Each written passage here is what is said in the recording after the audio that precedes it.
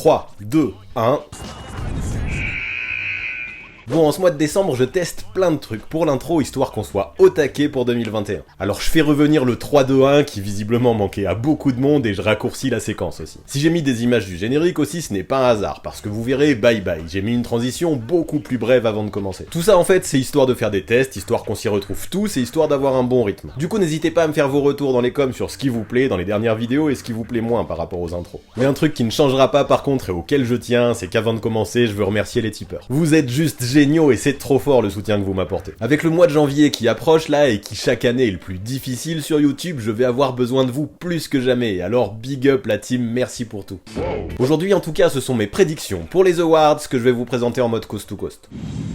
Bon, les autres années, la vidéo d'aujourd'hui, vu que je fais des prédictions, ça aurait été du contenu Airball Project, mais maintenant j'ai décidé de réserver cette playlist aux prospects. Les Coast to Coast, eux, sont réservés à l'actu. Et oui, je le répète, la chaîne évolue. En tout cas, ce qu'il faut retenir pour cette vidéo, ce n'est pas compliqué, c'est que je vais prendre les 6 awards principaux en NBA et à chaque fois dégager 3 candidats qui sont légitimes pour moi. Bon, m'en voulez pas, hein, parce que 3 c'est très peu et des fois ça m'a démangé d'en mettre 4, 5, voire même plus. Prévoir des awards alors qu'on a même pas un seul match officiel sur lequel se baser, je vous le dis, c'est mission impossible. Alors pas taper, si je ne mets pas votre joueur préféré, c'est pas forcément que je ne crois pas en lui, c'est que j'ai aussi fait par rapport à mes ressentis. Tu le sais de toute façon que tu vas quand même te faire défoncer. Ne sous-estime pas la commu, mais ouais, faut que vous captiez que ce sont des choix très personnels. Bon, par contre, évidemment, mes sélections ne se basent pas sur rien non plus, elles ont été réfléchies. Je n'ai pas juste mis tous les noms dans un chapeau pour en tirer 3. Ceci dit, clairement, soyez-en conscients, pour un tel sujet, je me jette à l'eau sans bouée de sauvetage. Le fait que la victime puisse s'agripper à la bouée et flotter grâce à celle-ci est un avantage certain.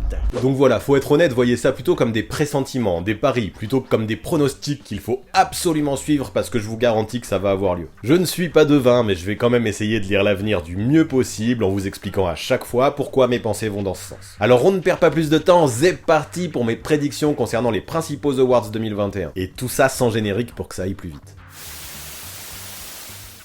Le premier trophée dont je vais parler est celui de Rookie of the Year. Et comme candidat, tout d'abord, j'évoque la Melo Ball. Bon, je le sais, pour l'instant, sa pré-saison n'est pas forcément ouf, notamment au shoot. Mais on parle de rookie là, on ne va pas attendre trop de choses trop vite de leur part. Avec le maillot des Hornets, le cadet des fils de Lavar arrive dans un contexte où l'équipe est jeune et mise sur le futur. Même s'il pourrait y avoir des soucis de rotation avec Devonte Graham et Terry Rozier, attendez-vous à ce que Ball soit responsabilisé. Puis l'équipe ne va pas forcément chercher à gagner dès cette saison. L'objectif numéro 1 sera de développer les jeunes. Voilà pourquoi je suis persuadé qu'avec un tel playmaking, le meneur aura du temps de jeu quoi qu'il se passe. James Borrego semble avoir bien saisi les objectifs de la franchise et la Melo Ball pourrait en profiter. Du coup, j'enchaîne direct et je parle de Anthony Edwards, le numéro 1 de la dernière draft. Comment ne pas le citer vu que les Wolves ont cru en lui pour être le meilleur rookie de cette cuvée. Comme les deux autres, j'avais fait son portrait dans mes Airball Project. C'est ce qui était flagrant quand on le voyait jouer, c'était ses qualités offensives. Le gars, avec ses épaules et sa puissance, peut tout péter en drive près du cercle, mais sa panoplie ne s'arrête pas là. Il est aussi un bon dribbleur qui peut créer pour lui-même et obtenir son propre shoot. C'est sûr que quand on bénéficie de ces qualités-là en attaque, on part souvent avec une longueur d'avance. Est-ce qu'il est arrivé au bout?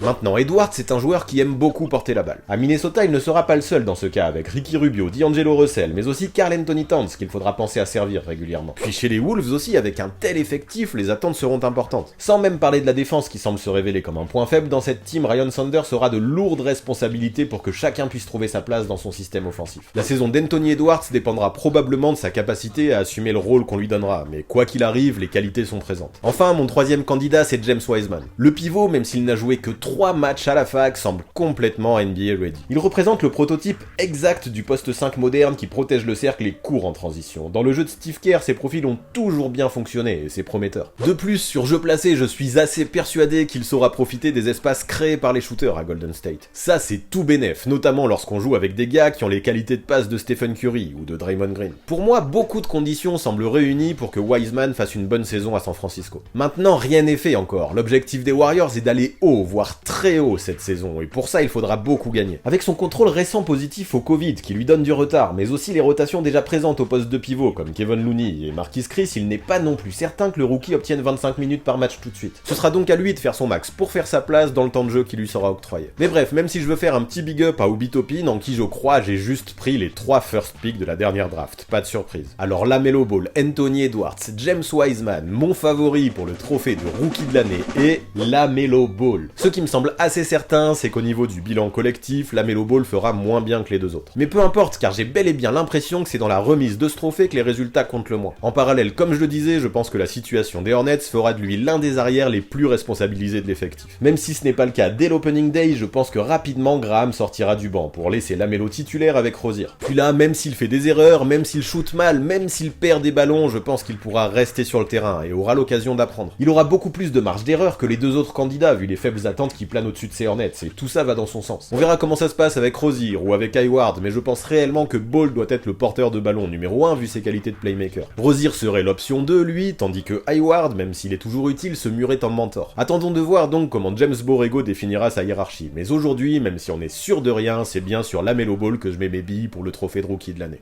Deuxième trophée maintenant, celui du Coach of the Year. Mon premier candidat est Steve Kerr. Quand on pense qu'il y a 1 an et demi à peine les Warriors étaient en finale NBA, il y en a de l'eau qui a coulé sous les ponts. Aujourd'hui, il n'y a plus de Kevin Durant et Klay Thompson enchaîne les blessures à long terme. En parallèle, des arrivées intéressantes ont eu lieu comme Andrew Wiggins en cours de saison dernière, Kelly Oubre Jr. ou même Brad Wanamaker ou James Wiseman dont on a parlé plus tôt. C'est vrai que sur le papier c'est moins lourd qu'avec KD et Klay, mais je trouve que ça envoie quand même du bousin.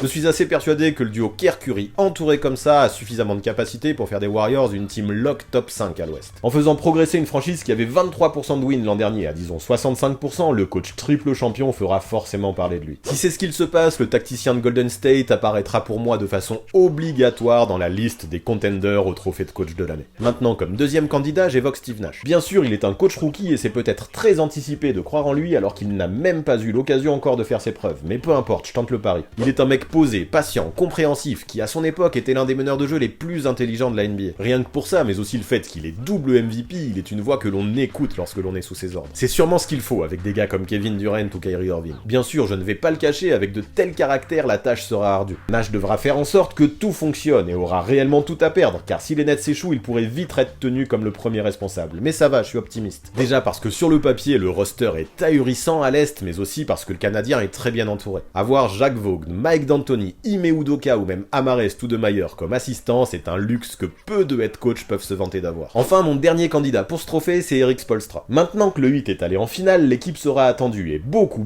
de regards seront braqués sur les Floridiens. Spoelstra l'a montré encore une fois en play-off l'an dernier, il est un génie et maintenant j'espère que plus personne n'en doute.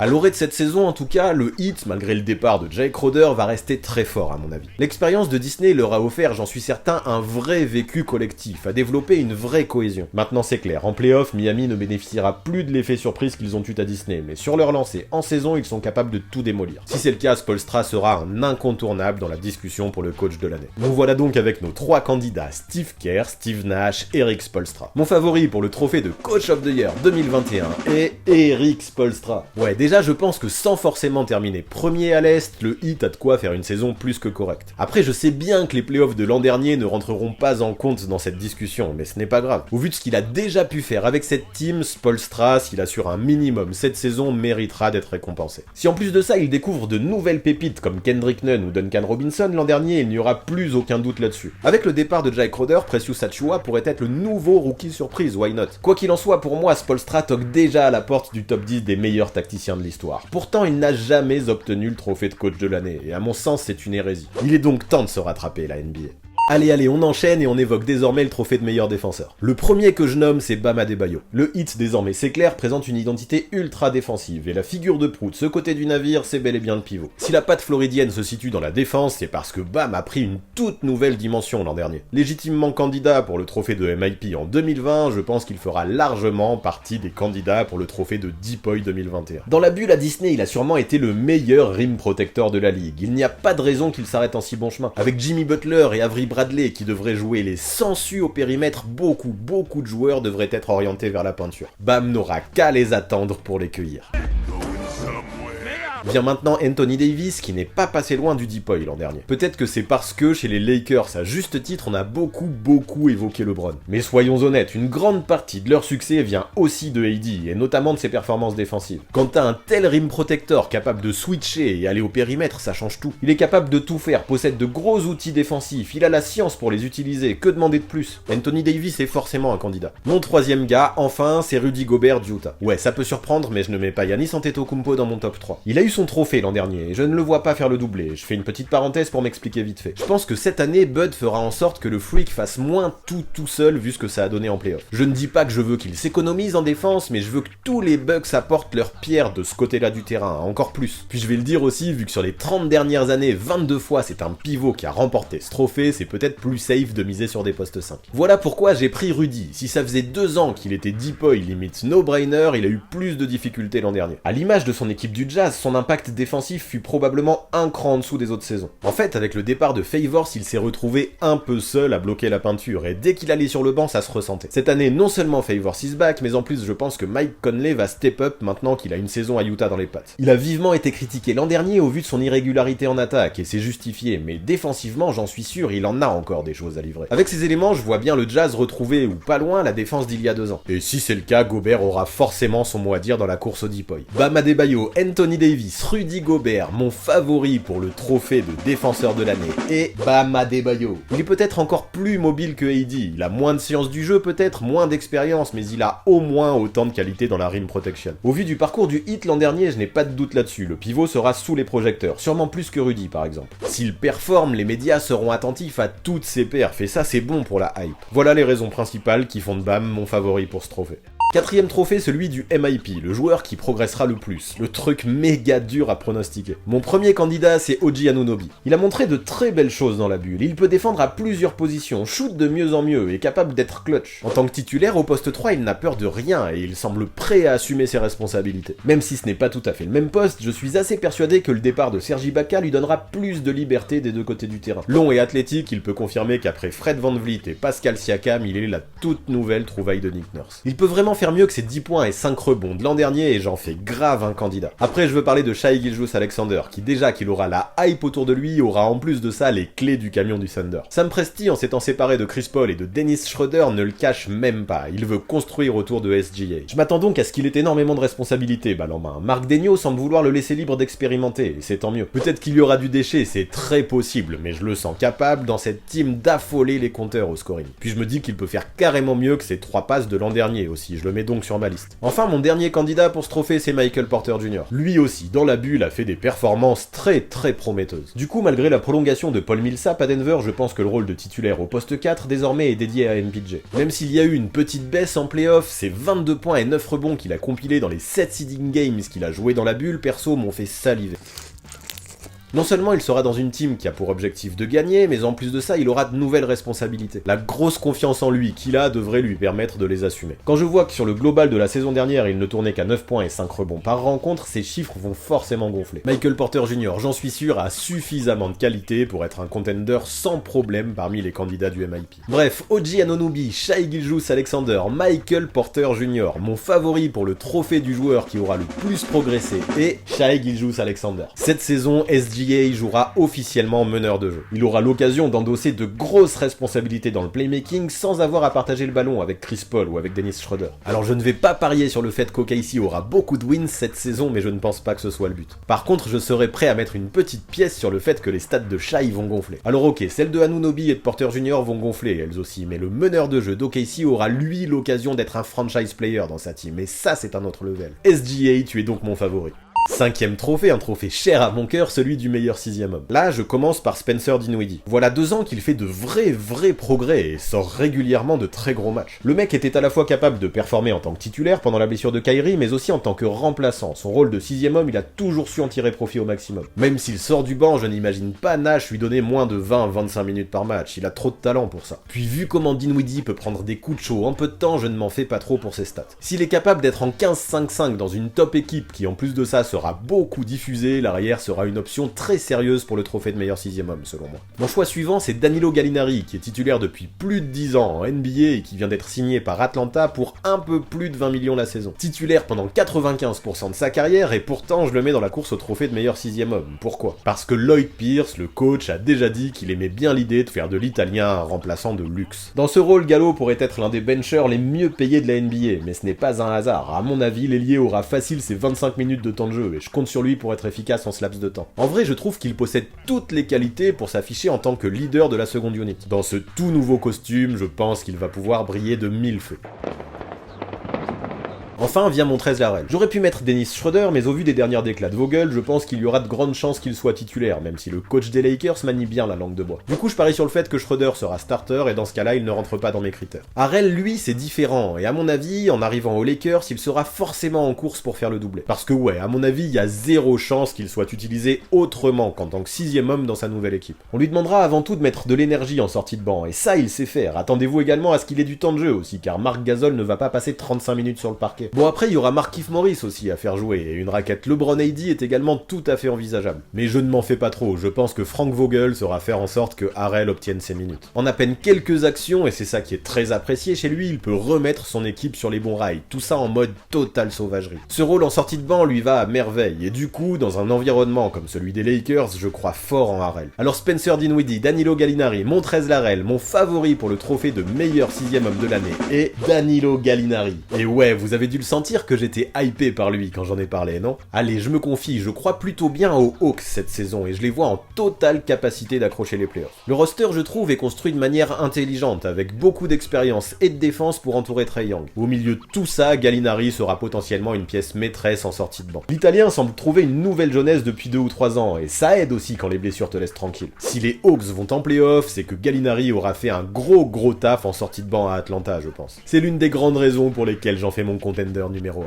Enfin vient le dernier trophée, sûrement le plus important, celui de MVP. Most Valuable Player, le meilleur joueur quoi. Mon premier candidat, Giannis Antetokounmpo, c'est plus ou moins une évidence. Comment aurais-je pu mettre le double MVP en titre hors de mon top 3 ? Le gars peut très bien tourner à 30 points par match, en double-double dans une team qui joue les premiers rôles à l'Est, rien que ça c'est ouf. Personne n'a gagné 3 MVP de suite depuis Larry Bird dans les années 80, mais le Greek Freak semble être un candidat évident. Maintenant, et notamment avec l'arrivée de Jrue Holiday, on verra si Coach Bud change son approche du jeu. Si tout dépend encore autant des perfs de Giannis, le gars pourrait continuer à se gaver au niveau des chiffres.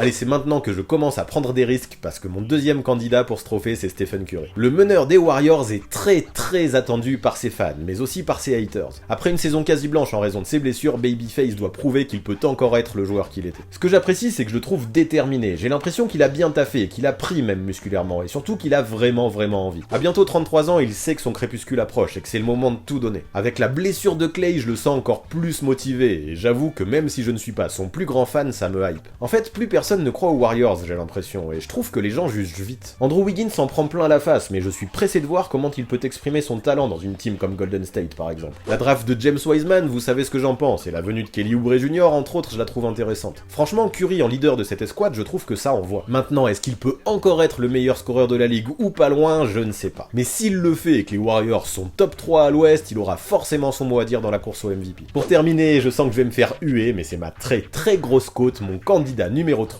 c'est Kevin Durant. Alors avant d'éteindre cette vidéo directe et de zapper, laissez-moi m'expliquer. Là je fais un top 3 de mes favoris au MVP sans même évoquer LeBron James, Anthony Davis et Luka Doncic, alors que si ça se trouve le trophée se jouera entre ces trois. J'avoue c'est chaud et j'en suis bien conscient. Là cette saison je trouve la course au MVP ultra ouverte, d'autant plus qu'on pourrait penser à Damian Lillard aussi, James Harden, Nikola Jokic et peut-être même 2-3 surprises. Je peux même rajouter Jimmy Butler à cette liste, et bien malin celui qui arrivera à prédire à l'avance celui qui obtiendra ce trophée. Donc je vais commencer par LeBron et AD, et les Lakers, je ne vais pas le cacher, je les vois encore très bons cette saison. Par contre, j'imagine que cette campagne pourrait peut-être être synonyme un peu de passage de relais progressif entre LeBron et Anthony Davis. Je pense que ça va se faire tranquillement, je pense que les Lakers se classeront bien aussi, et collectivement, tout ou presque va rouler, quitte à ce que chacun fasse un peu une croix sur ses stats. Mais les chiffres, ils s'en foutent, l'objectif, c'est le doubler. Si pour ça, il faut se partager les responsabilités un peu plus à LA et sacrifier le trophée de MVP, ça passera par là, et ça conviendra à tout le monde en plus. Je ne doute donc aucunement des qualités de ces deux gars, mais voici la raison principale pour laquelle ils n'apparaissent pas dans mon top 3 pour cette année. Je vais parler de Damian Lillard aussi, et je pense que sa place dépendra trop du bilan des Blazers. Individuellement, je n'ai aucun doute qu'il performera, mais collectivement, Portland, je ne sais pas trop ce que ça va donner. J'arrive à être positif, y a pas de problème, mais je me dis que c'est quand même un peu qui tout double. Luka Doncic et James Harden, c'est sûrement un peu pareil, peut-être même à un degré encore supérieur. Trop d'incertitudes pour ces gars. J'ai donc décidé de les écarter, tout comme Niko Jokic, qui j'en suis sûr performera, mais restera peut-être trop dans l'ombre. Tout ça pourquoi? Pour faire une place à un gars qui il y a 1 an et demi se rompait le tendon d'Achille. C'est risqué, non?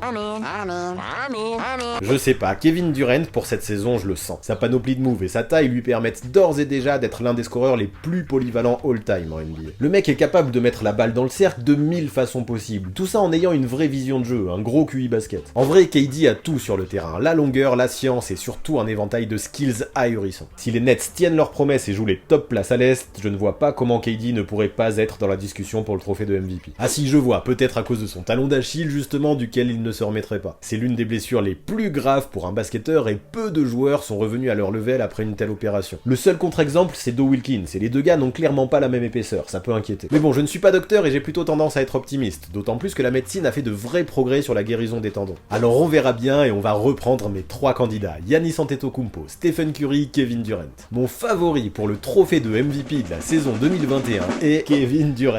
Et ouais, quand je vous le disais que c'était ma grosse cote. LeBron, AD, Doncic, je suis persuadé qu'ils vont briller, mais j'ai déjà expliqué ma vision à propos de leur cas. Alors qui vient après? Eh bien c'est KD. Tout le monde a l'air de dire qu'il est de retour dans la même forme qu'avant, et tout ce qu'il a fallu faire pendant sa rééducation, il l'a fait. Puis pour la première fois de sa carrière, il va évoluer à l'Est, conférence réputée plus facile, où il aura des choses à prouver. Là, le comportement de Kyrie et le passé de KD attirent beaucoup de haters autour de Brooklyn, et je peux vraiment le comprendre. Du coup, je pense que KD cette saison va tout donner pour les faire taire et tirer les Nets vers le haut. Alors c'est peut-être risqué, c'est peut-être un peu par défaut aussi, je dois l'admettre, mais je fais de Kevin Durant mon favori pour le trophée de MVP 2021 en NBA.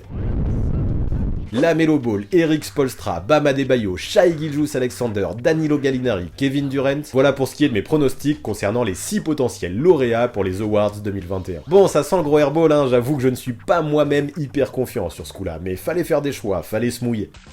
Puis faites-le aussi, mettez-moi vos pronostics dans les commentaires, j'ai hâte de voir quelle tendance se dégage chez la communauté. Sinon, vous le savez, pour avoir une vision complémentaire du basket sur YouTube, faut aller sur la chaîne de Basket Info qu'on a lancée récemment. Ce soir, soyez à l'affût, car on sort une grosse vidéo sur l'évolution des chaussures de basket et la culture sneakers. On a kiffé bosser là-dessus, donc soyez au rendez-vous. Je vous le répète, c'est ce soir, il y aura le lien de la chaîne dans la description. Sinon, pour débattre avec la commu, c'est sur Discord, et pour suivre mes différents projets au quotidien, c'est sur Instagram, mais ça aussi, normalement, vous maîtrisez. Et pour finir, vous connaissez les bails, on s'abonne à la chaîne, on active la cloche, on pose son plus beau pouce bleu et on lâche un commentaire mortel. Ouais. Puis si la vidéo vous a plu et que l'envie vous en prend, n'hésitez pas à rejoindre la communauté de tipeurs, ça aide tellement. En tout cas, merci d'avoir regardé cette vidéo et d'être resté jusque là, c'est vous les vrais. À très vite.